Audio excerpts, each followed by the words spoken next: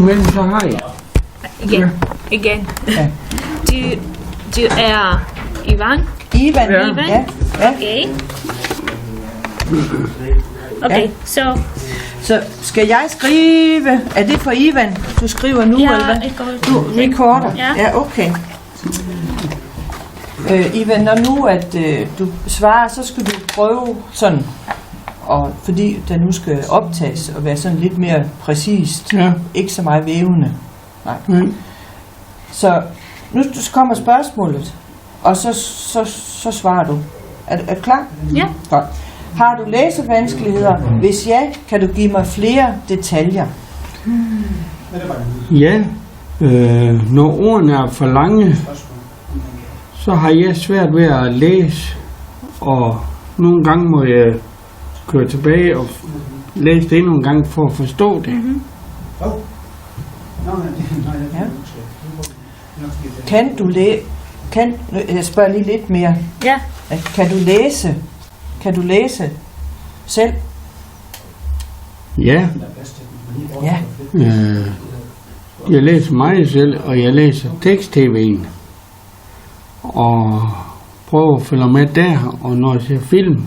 Men der er nogle gange, man ikke lige får det hele, fordi ord, man synes, det er et nyt ord, men det er for langt, så det døjer jeg med. Okay. Ja. Det er nummer 7. Hvad synes du om et softwareprogram, som vil kunne hjælpe dig med at forbedre dine læsevanskeligheder? Det vil jeg være meget glad for. Og ja, det håber jeg kan få noget ud af det. Nummer 8. Har du talebesvær? Nej, det synes jeg ikke lige sådan, jeg har. Altså, jeg har måske nogle gange lige hørt ord forkert, så man bliver ved med at tale det sådan, men ellers så nej. Even is telling that he has not problem with speaking, but sometimes if he can't read the word correct, he also pronounces the word correct, but it's not because of speaking difficulties. Yeah. Yes. Okay. Because he can't hear or he can't read the correct word. Nummer 9. No difficulties. No difficulties, we skip it. Nummer 10. Har du besvær med opfattelsen af lyd? Sådan kort eller hurtigt varierende lyde? Ja, jeg synes nok, nu har jeg lige prøvet her sidste uge, hvor jeg skulle sidde og finde ud af, om du med lang vokal eller kort. Det lidt svært. Det har jeg lidt svært ved, ja. Yes. Shall I translate? No, I understood. It's okay. Hvad synes du så om et softwareprogram, der kunne hjælpe dig med at forbedre dine evne til at opfatte lyd? Det vil jeg være glad for.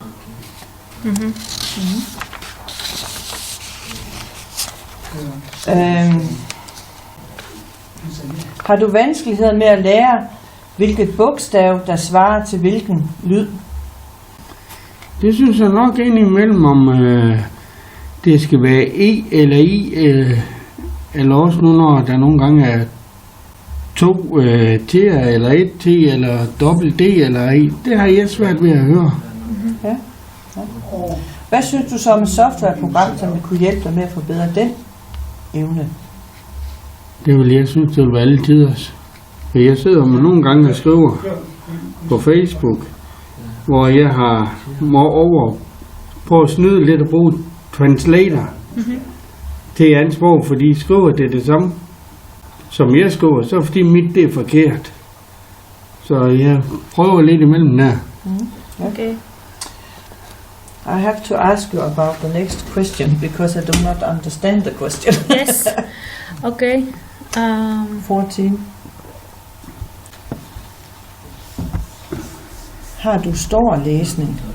It's about, do you have reading audio and some other problems about the perception of short and Yeah. But you just ask about the short and it's quick. a combination, all the problem together, reading audio and how to relate about the sense of touch difficulties.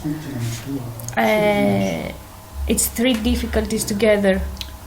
Yes, reading the words. Audio. How to be in. Yeah. Yeah. Okay. Yes, and how to Some to problems use with moves. tactile. Yeah, and- moving. Yeah. yeah. Okay. Even det her spørgsmål, det handler om man både har problemer med at læse og se ordene, altså at se syne og så se ordet, og problemer med at lytte til lydene, men også samtidig måske har nogle problemer med sin kropslige måde at være på, altså. Det var sgu svært, den der. Ja. Yeah, it's a theory. Der ved jeg ikke lige, hvad jeg skal svare. Der ved jeg det. Har du sådan kropslige problemer? Nej, det mener jeg da ikke. Ingen bevægelsesmæssige problemer. No problem with tactile. Yeah, Yes, no problem. that's normal. Yeah. I think they are not related.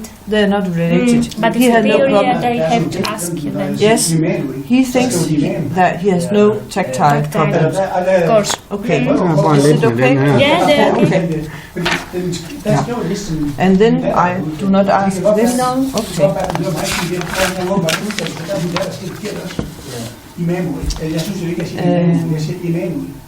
Der er mange programmer, for eksempel her, ikke? Som ordblind, som hvor man fokuserer på læsning og på skrivning og på talforståelse, hvordan man organiserer og hvordan man husker. Ja. Ja.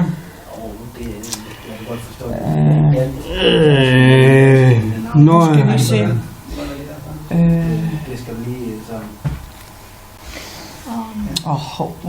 No, it's not necessary to Yeah. talk about this, but just where they need to focus that software program. Ja, okay. Just that. Hvis nu vi skal snakke om, at hun skal lave et program, et softwareprogram, ikke sådan en app, hvad er det så for nogle områder, du gerne vil have, at hun skal have med i appen? Skal det være noget om at blive bedre til at læse, altså se og læse, blive bedre til at skrive, bedre til at forstå tal, bedre til at organisere, det kan være noget med to-do-lister og mindmap, vi har lavet. Du ved godt, vi har et emne, hvad handler det? Kan du huske, vi lavede den med boblerne? Ja. Og hvordan husker jeg ting, og hvordan får jeg nye idéer til? Og noget med hukommelse, simpelthen at kunne huske de ting, man nu har arbejdet med, altså at træne sin både korttids, altså det der, man lige har short time og long time, altså det, der tager, man skal huske over længere tid. Hvad for nogle områder synes du, der skal fokus på? Altså, jeg er nok mere til læsning og skrivning, fordi det er nok det, jeg bruger. Jeg har nok også hukommelse. Læsning og skrivning og hukommelse. Ja. Okay. Ja, og træne. Ja.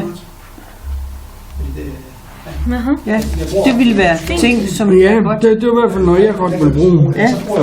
Så Yes. det der med læsning, det jeg vil gerne prøve at blive lidt bedre til at læse. Ja. Og jeg forsøger at læse så meget som muligt. Og he would like to be better to read, and he tries to read as much as possible. And sometimes, og nogle gange snakker vi om, at det man også skal læse, måske skal teksten blive lidt sværere og lidt sværere. Okay. You understand? Yeah. Start with an easy text and grow. Yes. Så. Fint. Ja. Ja, tak. Velbekomme.